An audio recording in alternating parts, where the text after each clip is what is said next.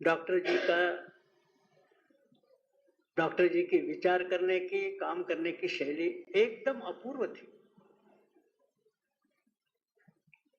प्रारंभ में उनका स्वाभाविक जैसा व्यवहार था वो बड़ा गुस्सेबाज था।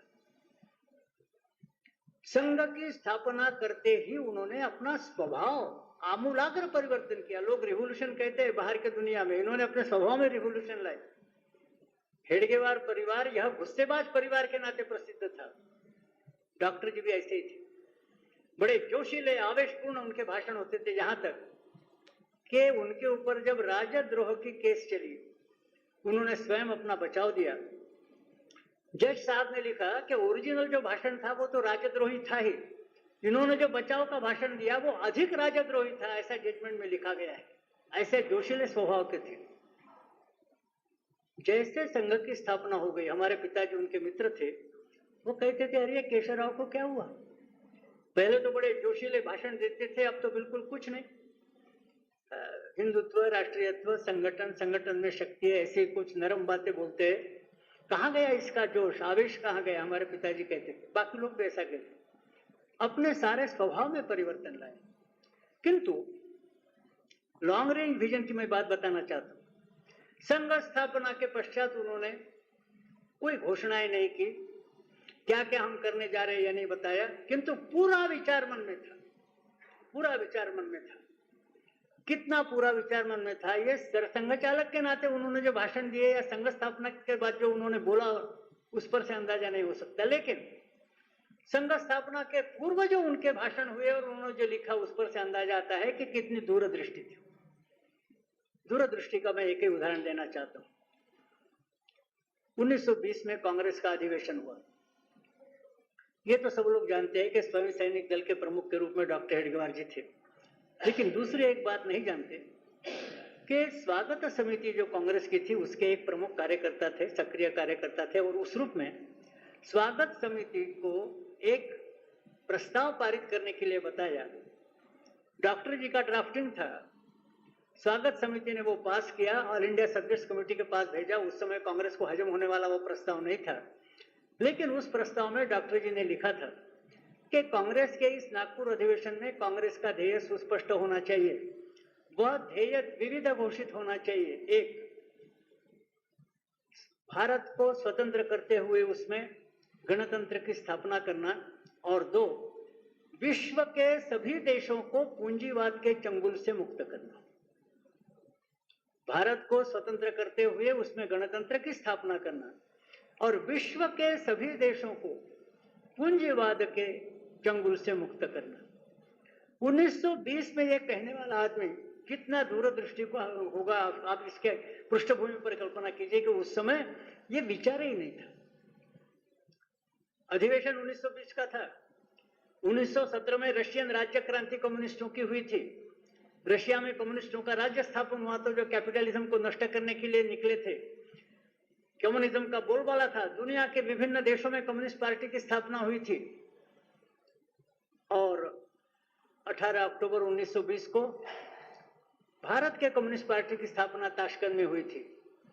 तो सभी के दिमाग में रशियन राज्य क्रांति का प्रभाव था और कम्युनिज्म कैपिटलिज्म को नष्ट करेगा यह विश्वास था। ऐसे समय 1920 में डॉक्टर जी के हाथ का यह है कि विश्व के सभी देशों को पूंजीवाद के चंगुल से मुक्त करना। स्पष्ट है कि विश्व के सभी देश लंबे अरसे के बाद, आफ्टर लॉन्ग टाइम क्यों न हो, लेकिन पूंजीवाद के चंगुल में जाने वाले हैं, यह उनको दिखता था। जो आज गैट के कारण, डंकेल के कारण, वर्ल्ड ट्रेड ऑर्गेनाइजेशन के कारण, वर्ल्ड बैंक और इंटरनेशनल मॉनेटरी फंड के कारण आज जो परिस्थिति आ रही, किसी ने कल्पना नहीं की थी। किसी भी राजनीतिक नेता ने या किसी ने यह नहीं सोचा था कि ऐसी कुछ परिस्थिति आ सकती है। ये परिस्थिति आज आ सकती है, ऐसा 1920 में जिन्होंने सोचा होगा, कितनी दूरदृष्टि होगी इसकी हम कल्पना कर सकते हैं। तो संघ की स्थापना केवल तात्कालिक दिल की भड़ास निकालने के लिए ऐसी नहीं हुई, प्रतिक्रिया के रूप में नहीं हुई। लंबा विचार करते हुए, लॉन्ग रेंज विचार करते हुए यह स्थापना हुई।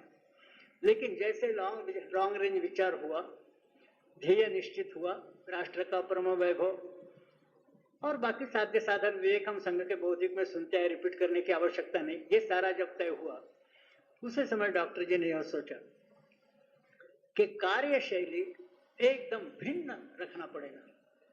आज कार्यशैली पश्चिम का अनुकरण करते हुए सबकी यह है कि जैसे कोई संस्था स्थापन होती है, कार्य शुरू होता है, एकदम मैनिफेस्टो आ जाता है। 10 लोगों की पार्टी स्थापन होती है, वो भी मैनिफेस्टो पब्लिश करती है कि हम देश में क्या परिवर्तन लाना चाहते हैं, विश्व में क्या परिवर्तन लाना चाहते हैं, ब्रह्मांड को हम कैसे बदलना चाहते हैं। हमारे यहाँ दूसरी पद्धति रही। रघुवंश के राजाओं के बारे में बताया गया कि वो कैसे थे। फलानु में या प्रारंभा ऐसे थे, माने यदि किसी काम का वो प्रारंभ करते थे तो लोगों को पता नहीं चलता था, पहले बताते नहीं थे, पब्लिसिटी नहीं होती थी। तो ये कार्य का प्रारंभ किया गया लोगों को कब पता चलता था? जब कार्य को फल लगता था। कार्य को जब फल लगता था तो फल को देखकर लोग अनुमान कर सकते थे कि चूंकि फल निकला है तो इसका बीजारोपण कभी न कभी हुआ होगा, इसका अनुमान वो कर सकते थे। फलानुमेय या प्रारंभा, ये बड़े काम जो करते हैं उनकी ये पद्धति है। आज को तो सब मामला सस्ता पब्लिसिटी का हो गया। तो फलानुमेय या प्रारंभा ये होने के कारण डॉक्टर जी ने जो जो मन में था वो एकदम बोला नहीं। सोचा कि जैसे जैसे काम बढ़ेगा, शक्ति बढ़ेगी, धीरे धीरे एक एक बात सामने आएगी। तो कहा कि राष्ट्र का, हिंदू राष्ट्र का परम वैभव हमारा ध्येय, धर्म का संरक्षण उसका साधन, उसके आधार स्वरूप विजयत्री जन संहता कार्य शक्ति संगठन, हिंदुओं का संगठन या आधार, इस आधार पर धर्म का संरक्षण, उसके फलस्वरूप हिंदू राष्ट्र का परम वैभव, साध्य साधन विवेक रखा। और उसमें कहा कि सबसे आधारभूत बात कुछ होगी, संगठन है, और वो काम राष्ट्रीय स्वयंसेवक संघ करेगा और कुछ नहीं करेगा। लोगों को समझता ही नहीं था, अरे कुछ नहीं करेगा इन्हें क्या। उस समय ऐसा था कि ये केवल वॉलंटियर कोर ही लोगों ने देखे थे। संघ के जैसे कार्य की कल्पना ही करना लोगों के दिमाग के बाहर की बात थी। तो लोग पूछते थे, हाँ संगठन करना ठीक है, उसके बाद क्या है? डॉक्टर जी कहते थे संगठन। फिर उसके बाद क्या है? कि वो सोचते थे कि कोई अल्टीरियर मोटिव है, उसके लिए सारा वॉलंटियर कोर खड़ा हो रहा है। डॉक्टर जी कहते थे संगठन, लोग समझते ही नहीं थे। किंतु उन्होंने कहा कि संगठन नहीं करेगा, संपर्क, संस्कार, स्वयंसेवक, संगठन, इतना ही संघ का कार्य है। तो फिर लोग पूछते थे, आपने ध्येय रखा राष्ट्र का परम वैभव, इसके लिए राष्ट्र जीवन के विभिन्न क्षेत्रों में उपयुक्त कार्यों की रचना, उपयुक्त विचारों का विकास करने की आवश्यकता है। आप केवल निकर पहनकर दक्षारम ही करने वाले हैं, तो ये सारा कैसे होगा? डॉक्टर जी ने एकदम जवाब नहीं दिया। डॉक्टर जी ने कहा होगा, सारा होगा, चिंता मत कीजिए, पहले दक्षारम कीजिए। धीरे धीरे संघ का काम बढ़ने लगा। जैसे जैसे संघ की शक्ति बढ़ने लगी, फिर धीरे धीरे एक एक विचार प्रकट होने लगा। कहा कि सब होगा, जितनी बातें करने योग्य है राष्ट्र के पुनर्निर्माण के लिए, सब बातें होगी, होकर रहेगी, किंतु पहले जरा दक्ष आरंभ करो, यही सबका आधार है। और भी शक्ति बढ़ी। परम पूज्य गुरु जी ने कहा कि हम संघ की शक्ति इतनी बढ़ाना चाहते हैं कि हिंदुस्तान में संघ के आशीर्वाद के बगैर कोई भी काम हो नहीं सकता, ऐसी अवस्था हम लाने वाले हैं। क्या करने वाले? दक्ष आरंभ करो। लेकिन पहले से योजना थी। योजना क्या थी? संघ केवल संगठन करेगा, स्वयंसेवकों का निर्माण करेगा। फिर राष्ट्र जीवन के विभिन्न क्षेत्रों में कार्यों की रचना, विचारों का विकास कौन करेगा? तो पहले से यह योजना थी, एकदम नहीं बोली गई। मैंने कहा फलानु में या प्रारंभ। तो यह था कि जैसे जैसे संघ की शक्ति बढ़ेगी, वैसे वैसे संघ से प्रेरणा और संस्कार प्राप्त किए हुए स्वयंसेवक राष्ट्र जीवन के विभिन्न क्षेत्रों में प्रवेश करेंगे, वहां कार्यों की रचना, विचारों का विकास करेंगे। संघ नहीं करेगा, स्वयंसेवक व्यक्तिगत कैपेसिटी में, किंतु प्रेरणा और संस्कार संघ से प्राप्त करते हुए यह सारा काम करेगा। इस तरह से राष्ट्र पुनर्निर्माण के सारे कार्य सिद्ध हो गए। संघ संगठन नहीं करेगा, दक्ष आरंभ ही करेगा। कहा गया था organization is our beginning, organization our and.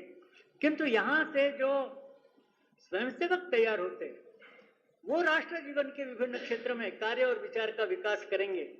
तो मानो श्रम विभाजन, डिवीजन ऑफ लेबर, संघ ने स्वयंसेवकों का निर्माण करना, स्वयंसेवकों ने विचारों का विकास और कार्यों का निर्माण करना, इस तरह का पहले से सोचा गया।